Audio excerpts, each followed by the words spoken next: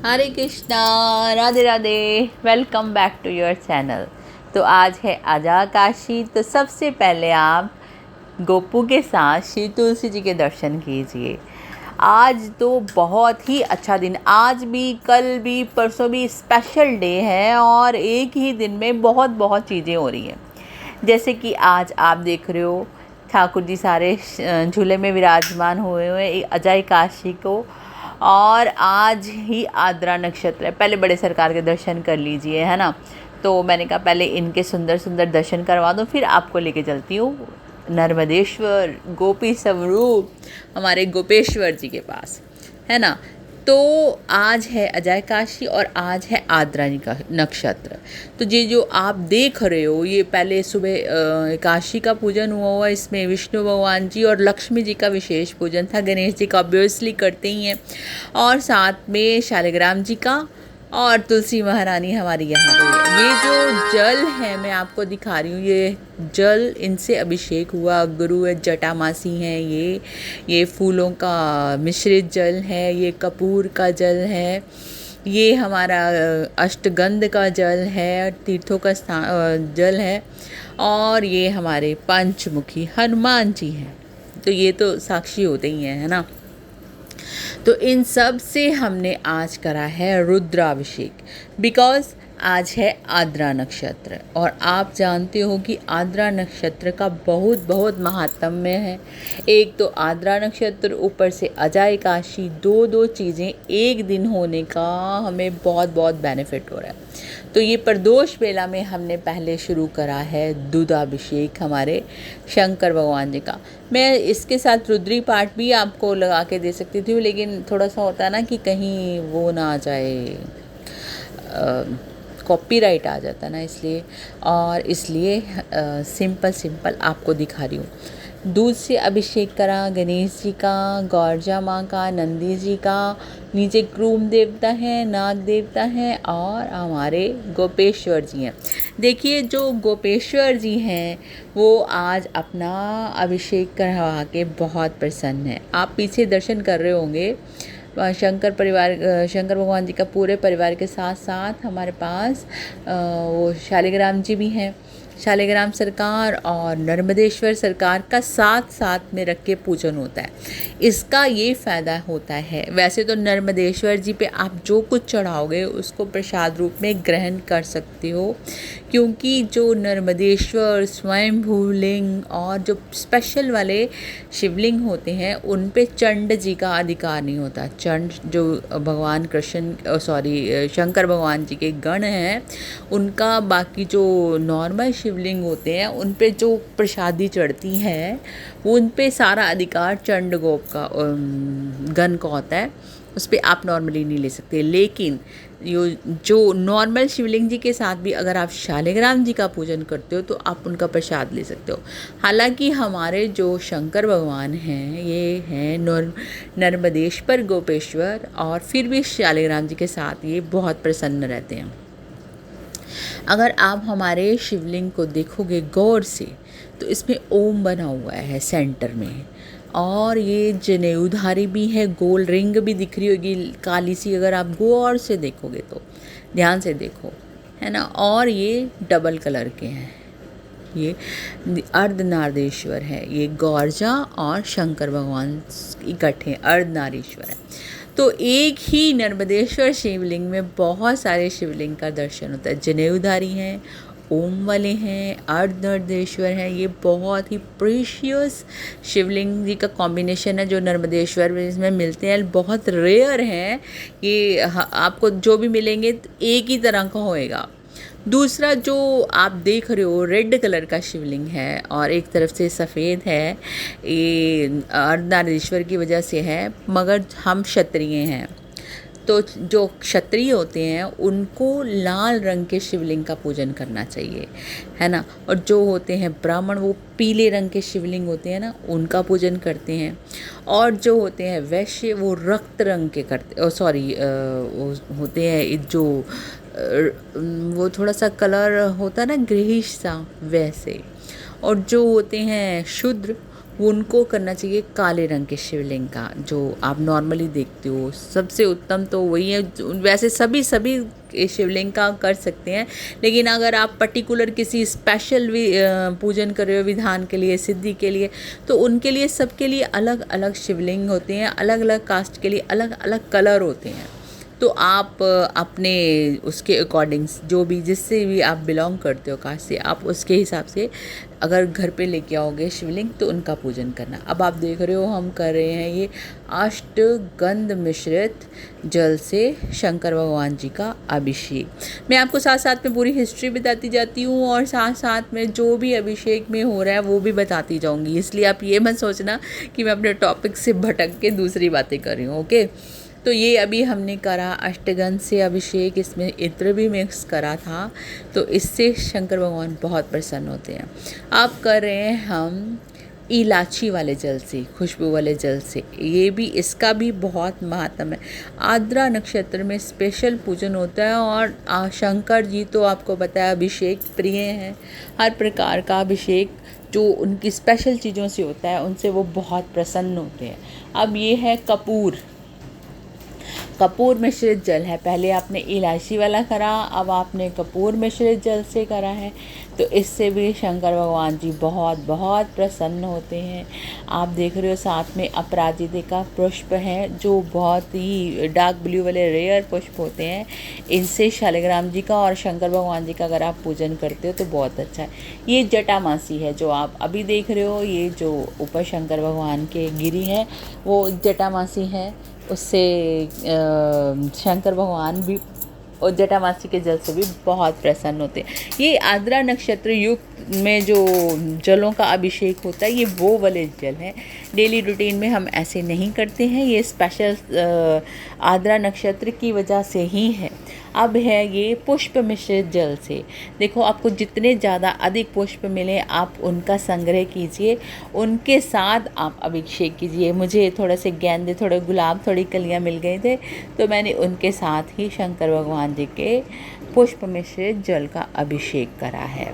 तो ये सारा पुष्प भी उनके पूरे आसन पे आ गया। अब आप देख रहे हो ये है अगरू का जल। इसमें एक स्टिक है, अगर की स्टिक आती है वो डाली हुई है। ये जो जल आप देख रहे हो इन सबको हमने थोड़ी देर पहले ही, 2-3 घंटे पहले ही बना के रखा होता है, क्योंकि जो भी सामग्री हम उसमें डाल रहे हैं उसमें उसका अंश घुल जाता है, खुशबू घुल जाती है। आप देखो वो नीचे गिरी है ना अभी, वो ब्लैक कलर की, ये अगर है। तो इस तरह हमने अलग अलग जलों के साथ अभिषेक करा। अब ये जो है ये है गंगा जल, और जो तीर्थों का जल है उससे अभिषेक किया। ये आर्द्रा नक्षत्र बहुत विशेष होता है। इसके ये आर्द्रा नक्षत्र समझ लो इसलिए इतना विशेष है कि प्रथम जो लिंग स्वरूप में शंकर भगवान जी प्रकट हुए थे तो वो इसी नक्षत्र से हुए थे। इस वजह से इस नक्षत्र की बहुत महिमा है। जो शिवोपासक हैं वो इस नक्षत्र का बहुत ज़्यादा आदर करते हैं।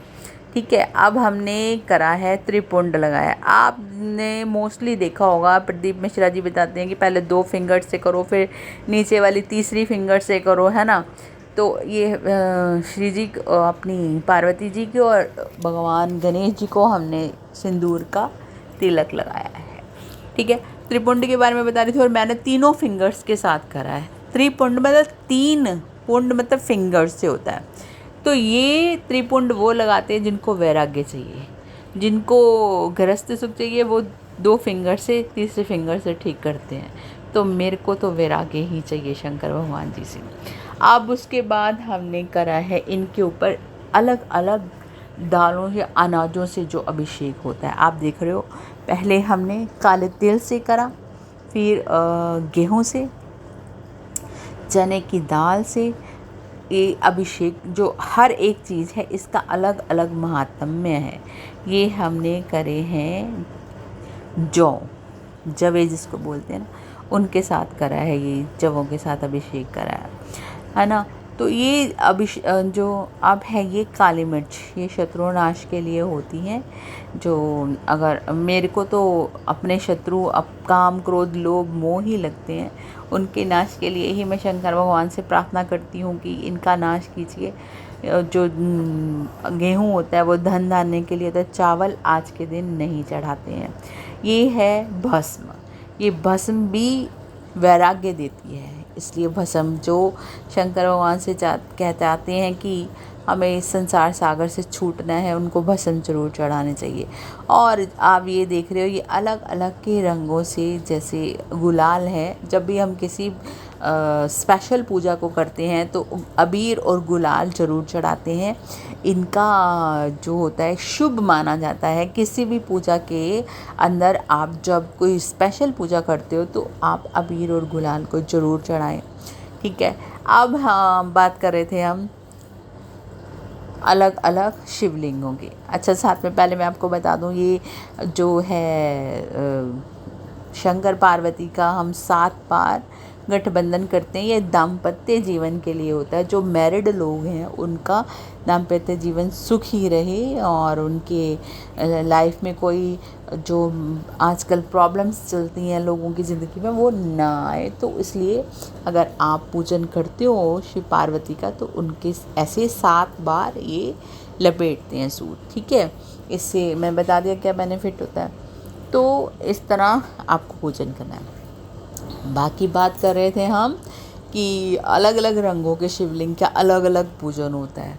और दूसरा है जो शालिग्राम जी के साथ हम अगर शंकर भगवान जी का पूजन करते हैं तो कोई भी शिवलिंग हो उसके ऊपर चढ़ा हुआ निर्माल्य के आप अधिकारी हैं, आप ले सकते हो, खा सकते हो। वैसे आजकल मैंने देखा है कि जो बहुत बड़े शिव कथाकार हैं जो शंकर भगवान जी की बताते हैं पूजा करनी, वो इतनी गलत गलत बातें भी बता देते हैं साथ में कि मैं क्या बताऊं। अब ये देखिए, ये है हमारे घर के ही बेलपत्र हैं। ये जो हमारे छोटा सा एक बड़ा प्यारा सा पौधा है जिसके ऊपर बड़े कोमल कोमल लगे हुए थे बेल के पत्र, तो ये हमने दोपहर में तोड़े हैं तो शंकर भगवान जी के लिए संध्या पूजन के लिए। तो और मैं देख रही थी कि छोटे से पौधे में बहुत बड़े बड़े पत्ते आए हुए हैं, नज़र न लग जाए पौधे को। बहुत क्यूट हुआ और हरा भरा हुआ था, और देख जैसे पत्ते निकाले तो वो थोड़ा सा हल्का लगने लग गया। अब आपने देखा होगा सेंटर वाले बिग वाले लीफ पे पत्ते में हमने राम लिखा है चंदन के साथ, और जो छोटे वाले पत्तियां हैं उनके ऊपर बिंदु लगा चढ़ाया है। तो ये जो मैंने 5 पत्र लिए, वैसे 21 11 5 11 21 31 51 1100 जितने मैक्सिमम 1000 सहस्त्र जिसे के बोलते हैं 1 लाख, जितने मैक्सिमम आप चढ़ा सको, जितने अवेलेबल हो। शहरों में तो खैर मिलना बहुत मुश्किल है, जैसे हम दिल्ली में रहते हैं तो घर पे पौधे पे लगे हुए मिल गए तो मिल गए, वरना तो यहाँ पॉसिबल ही नहीं है, बहुत कम मिलते हैं। कोई जैसे सावन आ गया तो वो फूलों वाले रख लें, कोई पेड़ मिल जाए तो मिल जाए, वरना अपने घर में आप छोटा सा लगाओ पौधा, उससे आप सुंदर सुंदर ये पत्ते ले लो। देखो कितने ताज़े फ्रेश कोमल कोमल पत्ते हैं हमारे बेल के। और ये इनकी एक खासियत ये भी है हमारे शंकर भगवान जी की, ये तुलसी दल है, इन पे भी हमने चंदन लगा के चढ़ाया है। शंकर भगवान पे तुलसी दल चढ़ाने का भी बहुत महत्व है।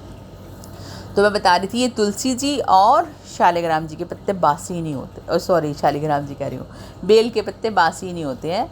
आप इनको धो के सुबह दोबारा चढ़ा दोगे तो वो स्वीकार किए जाएंगे। ऐसे ही हमारी तुलसी जी भी हैं, और वहाँ मैंने आपने देख रहे हो वहाँ पीछे जो शालिग्राम जी है उन पे मैंने दोबारा चंदन के साथ तुलसी जी अर्पित करी, क्योंकि आज अजा एकादशी भी है, साथ में आद्रा नक्षत्र भी है।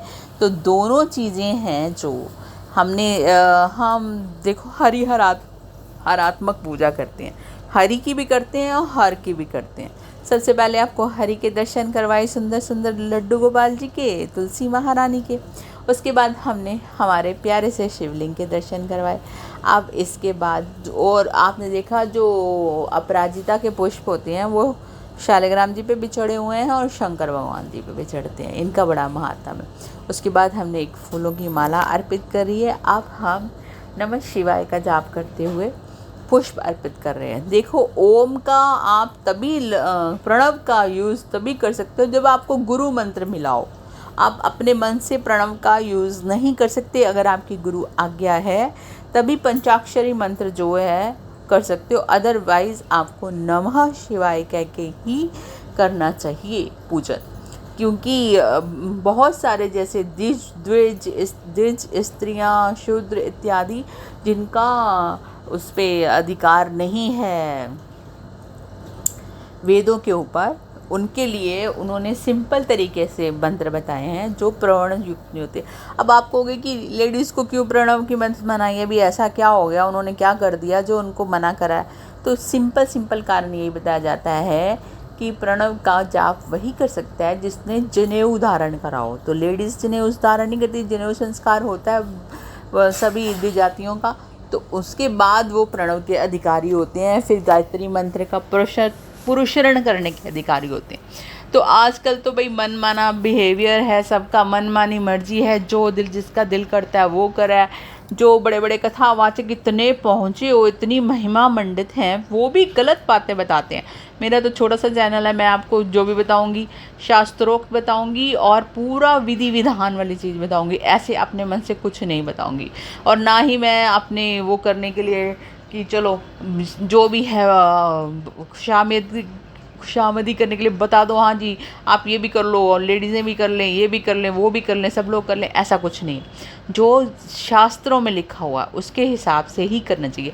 अगर आपको आपके गुरु महाराज जी ने ओम के उच्चारण की आज्ञा दे दी है तो फिर तो आपको किसी और की ज़रूरत नहीं है, क्योंकि गुरु आज्ञा जो होती है वो शिरोधार्य करनी चाहिए। अगर उन्होंने आपको पंचाक्षर मंत्र दिया है तो आप जप सकते हो, अपने मन से नहीं कर सकते हम।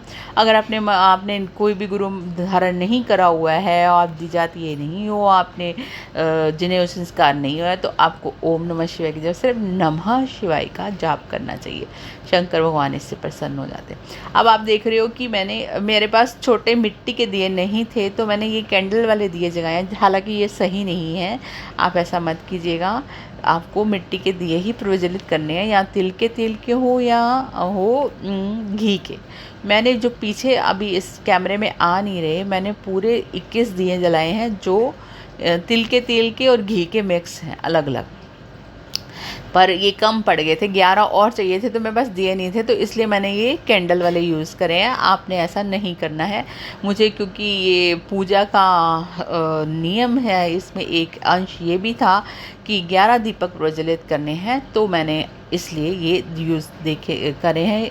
आप देख सकते हो ये पीतल के दिए रखे हुए हैं, उधर अखंड ज्योत लगी हुई है और उधर दूसरी ज्योतें हैं, ये सब मैंने दूसरे वाले उसमें यूज़ करें। सिर्फ इधर जो 11 दिए जलाने थे आज सारे नक्षत्रों के लिए, क्योंकि हमारा जो आद्रा नक्षत्र है वो शंकर भगवान जी की विभूति हैं, उनको प्रसन्न करने के लिए ये चलाए गए हैं। तो और एक बात आपसे और शेयर कर लूँ, इम्पॉर्टेंट बात, कि कल और परसों 2 दिन आपको, आज तो आद्रा नक्षत्र में शंकर भगवान को प्रसन्न करना था और अजय काशी में हमारे ठाकुर जी का जो हम हर 15 दिन में रखते हैं वही थी एकादशी। अब जो नेक्स्ट कल और परसों है, ये 2 दिन बहुत बहुत इम्पॉर्टेंट है। एक नाम 1 लाख नाम के बराबर है। अब पूछो कैसे? क्योंकि कल हमारा है गुरु पुष्य नक्षत्र। जो पुष्य नक्षत्र है वो सारे नक्षत्रों का राजा है, और जब ये गुरु पुष्य नक्षत्र या तो रविवार को आ जाए या गुरुवार को आ जाए, तो रवि पुष्य नक्षत्र और गुरु पुष्य नक्षत्र इन 2 दिनों में आ जाए तो इसकी महिमा बहुत बहुत ज़्यादा बढ़ जाती है। तो इसमें किया गया जप तप नाम जाप, एक नाम 1 लाख नाम के बराबर होगा। और ये तो हो गया गुरु। अब उसके बाद शाम को 6:15 बजे हमारा लग जाना है व्यतिपात योग, उसमें भी एक नाम 1 लाख नाम के बराबर है।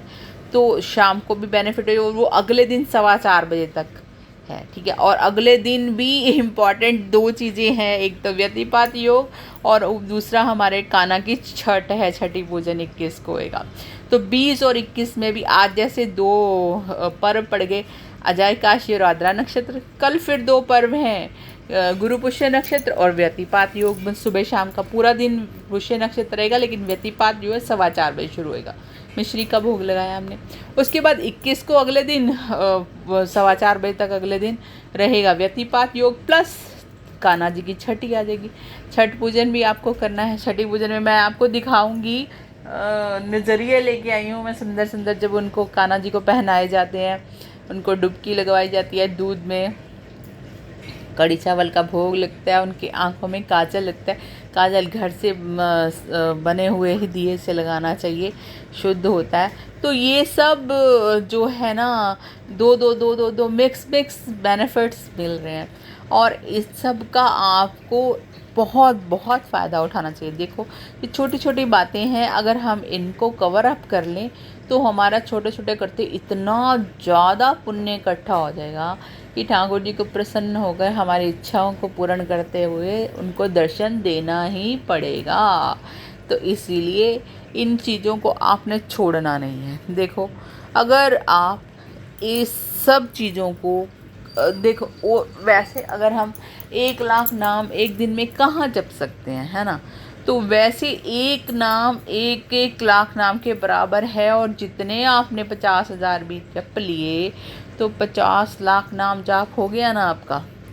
तो कितना बेनिफिट इतना कर सकते हो आप एक दिन में। अब ये शंकर जी की आरती लास्ट में करनी है हमने। इससे क्या होएगा कि जो आप आरती का मतलब होता है कि जो भी आपने त्रुटियाँ की हैं पूजा में उनका शमन हो जाता है ना। हम नज़र उतार देते हैं अपने शंकर भगवान जी की आरती करके। तो ये करना है, आपने ध्यान रखना है। और साथ में जो मैंने आपको 2 चीज़ें बताई हैं कल, गुरु पुष्य नक्षत्र और व्यतिपात योग, और उसके बाद हमारे प्यारे कन्हैया की छठी उत्सव। तो इस भाद्रपद मास में कितने कितने उत्सव और डबल ट्रिपल फ़ायदाओं के साथ आ रहे हैं। तो जो हैं बहुत भक्ति में सेंसिटिव हैं, सेंसियर हैं, सीरियसली लेते हैं इन सब चीज़ों को, उनके लिए ये गोल्डन अपॉर्चुनिटी है।